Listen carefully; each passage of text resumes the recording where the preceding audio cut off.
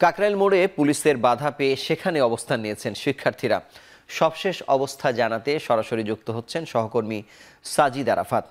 সাজিদ, শিক্ষার্থীদের অবস্থানের কারণে যান চলাচল বিঘ্ন ঘটছে কিনা, এই অবস্থান কতক্ষণ চলবে, আপনার সবশেষ তথ্য আমাদের জানাবেন।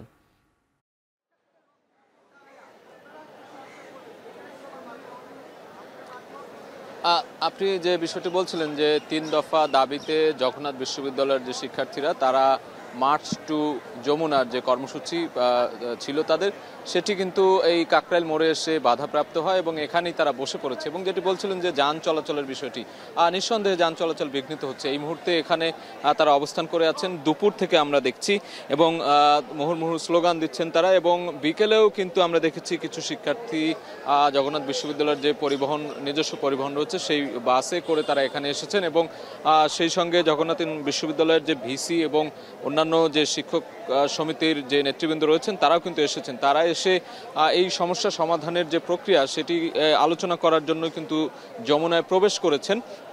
এখন তারা আলোচনা শেষে এসে হয়তোবা গণমাধ্যমে ব্রিফ করবেন এবং এই সমস্যা সমাধানের কি পথ রয়েছে সেটি সম্ভবত তারা বলবেন। সেই অপেক্ষায় কিন্তু আমরা রয়েছি গণমাধ্যম কর্মীরা, এবং সেই সঙ্গে এখানে ব্যারিকেড দিয়ে এখানে আটকে দেওয়া হয়েছে শিক্ষার্থীরা এখানে অবস্থান নিয়েছেন। কাকরাইল মসজিদের সামনে আমরা দেখতে পাচ্ছি তারা স্লোগান দিচ্ছেন, এবং এখানেই মাঝখানে দুপুরে এক পশলা বৃষ্টিও হয়েছে। সেই বৃষ্টিতে ভিজে রোদে পুড়ে যাই বলে না কেন তারা কিন্তু এখানে অবস্থান নিয়ে আছেন। সেই অবস্থান কিন্তু তারা এখনো ছাড়েননি।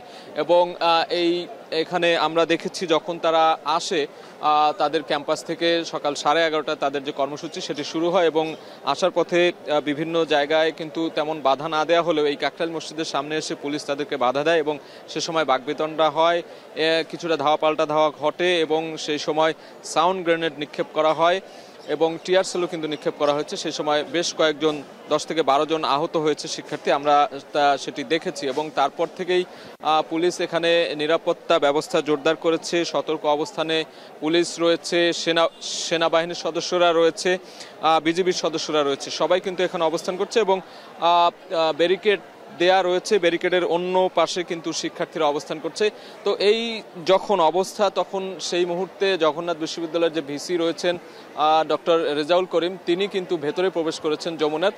সেখানে হয়তো আলোচনা হচ্ছে, সেই আলোচনা শেষে এই সমস্যা সমাধানের তাদের 3 দফা দাবি এবং তাদেরকে যে পুলিশ আজকে হামলা করেছে সেটিরও কিন্তু বিচার দাবি করেছেন তারা। সব মিলিয়ে সবকিছুর যে সমাধান সেই সমাধানের বার্তা হয়তো নিয়ে আসবেন যমুনা থেকে বেরিয়ে, সেই অপেক্ষায় কিন্তু গণমাধ্যম কর্মীরা রয়েছেন, সেই অপেক্ষায় এখানে শিক্ষার্থীরাও রয়েছেন। তো এই ছিল আমার কাছে কাকরাইল মোড় থেকে সবশেষ খবর।